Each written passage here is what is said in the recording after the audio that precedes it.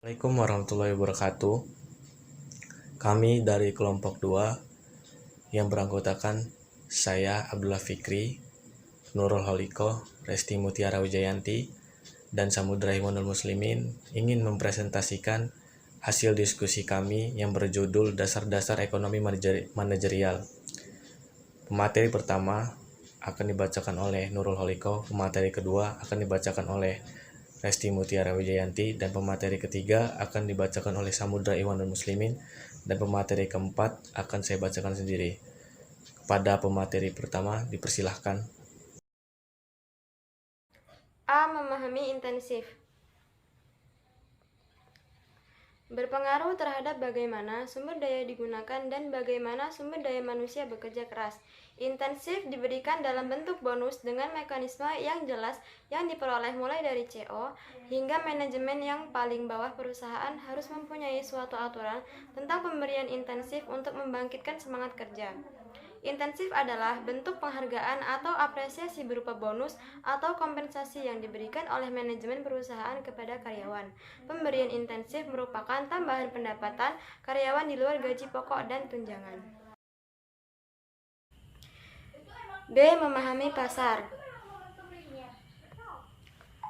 Pengertian pasar secara umum: pasar sebagai area tempat jual beli barang dengan jumlah penjual lebih dari satu, baik yang disebut sebagai pusat perbelanjaan, pasar tradisional, pertokoan, mal, plaza, pusat perdagangan maupun sebutan lainnya.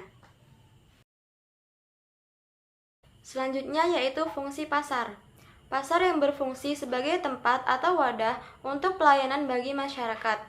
Hal ini dapat dilihat dari berbagai segi atau bidang diantaranya, yaitu segi ekonomi, merupakan suatu tempat transaksi antara produsen dan konsumen yang merupakan komoditas untuk mewadahi kebutuhan sebagai demand dan supply. Segi sosial budaya merupakan kontrak sosial secara langsung yang menjadi tradisi suatu masyarakat yang merupakan interaksi antara komunitas pada sektor informal dan formal. Segi arsitektur menunjukkan ciri khas daerah yang menampilkan bentuk-bentuk fisik, bangunan, dan artefak yang dimiliki.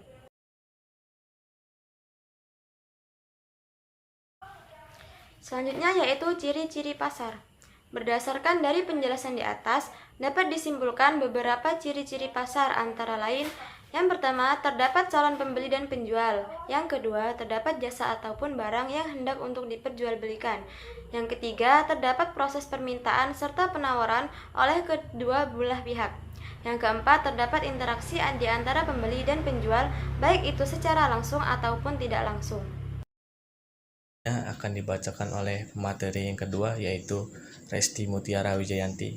Kepada Resti Mutiara Wijayanti dipersilahkan. C. Persaingan konsumen produsen. Konsumen berusaha mendapatkan harga murah, sedangkan produsen berusaha mendapatkan harga mahal. Persaingan konsumen produsen terjadi karena kepentingan yang bertentangan antara konsumen dan produsen. Konsumen mencoba untuk menegosiasikan atau mencari harga murah, sedangkan produsen mencoba untuk menegosiasikan harga mahal. Kasarnya, konsumen untuk merampok produsen dan produsen mencoba merampok konsumen.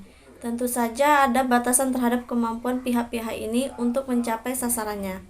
Jika seorang konsumen menawar harga yang terlalu rendah bagi produsen, akan menolak menjual produk kepada konsumen.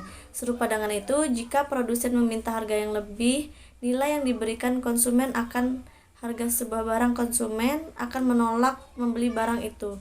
Dua kekuatan ini memberikan keseimbangan alami dalam proses pasar, bahwa dalam pasar yang mana ditawar oleh perusahaan tunggal atau monopoli.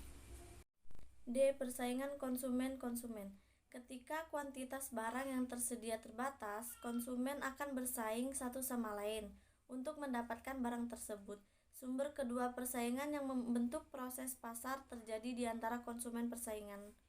Konsumen-konsumen mengurangi kekuatan negosiasi dari konsumen di pasar.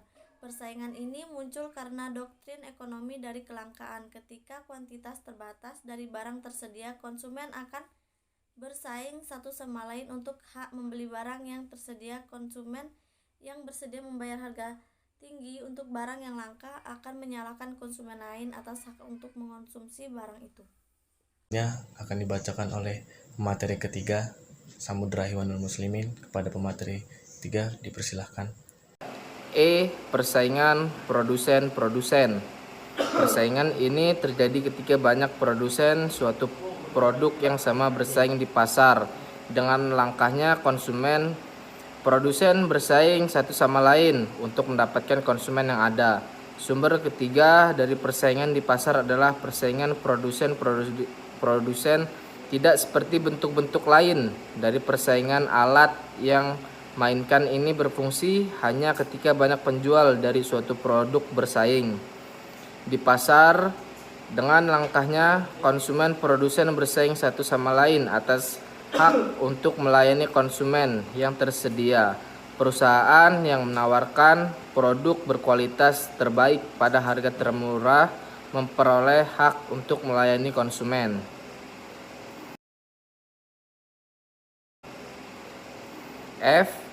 Pemerintah dan pasar. Peran pemerintah dalam perekonomian pasar antara lain karena adanya kegagalan pasar dalam sistem ekonomi, serta adanya fungsi redistribusi dan stabilisasi dari pemerintah. Pada dasarnya, pemerintah menjalankan 3 kategori dari aktivitas ekonominya. Yang pertama, regulation. Pemerintah mengatur dan menegakkan hukum untuk menciptakan dan menjaga hak baik warganya maupun negara itu sendiri. Yang kedua, price setting. Pemerintah menentukan harga baik secara langsung maupun melalui mekanisme pajak dan subsidi. Yang ketiga, production. Pemerintah memproduksi semua jenis barang, hukum, dan keteraturan sampai pendidikan dan keamanan.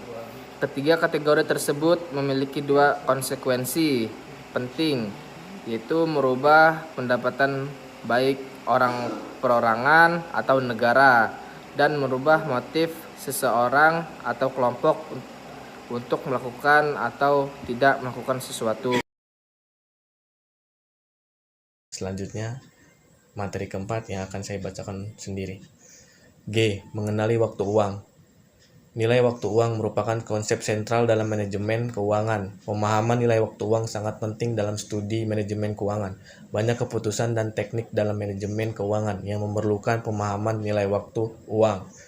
Biaya modal, analisis keputusan investasi, penganggaran modal, analisis alternatif dana, penilaian surat berharga merupakan contoh-contoh teknik dan analisis yang memerlukan pemahaman konsep nilai waktu uang.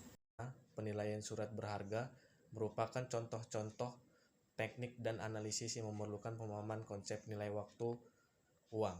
H. Nilai bersih sekarang. Net present value atau NPV digunakan oleh pimpinan perusahaan dan investor dalam membuat keputusan pada proyek investasi yang akan dilaksanakannya. Di sini saya akan membaca kesimpulan. Ekonomi manajerial adalah cabang ilmu ekonomi yang mempelajari penerapan prinsip-prinsip ekonomi dalam proses pengambilan keputusan di dunia bisnis. Ekonomi manajerial membantukan teori ekonomi, terutama teori ekonomi mikro, manajemen, keuangan dan pemasaran, dan mata kuliah alat statistik, programisasi linear dan ekometri, dan analisis pengambilan keputusan, sehingga ekonomi manajerial disebut sebagai mata kuliah pemadu integrating course. Mata kuliah ini memberikan pengetahuan, keterampilan, dan kemampuan kepada mahasiswa mengenai aplikasi prinsip-prinsip mikroekonomi dan mengambil keputusan manajerial meliputi analisis dan peramalan permintaan, analisis produksi dan biaya, penetapan harga, struktur pasar, risiko dan ketidakpastian, serta penganggaran modal.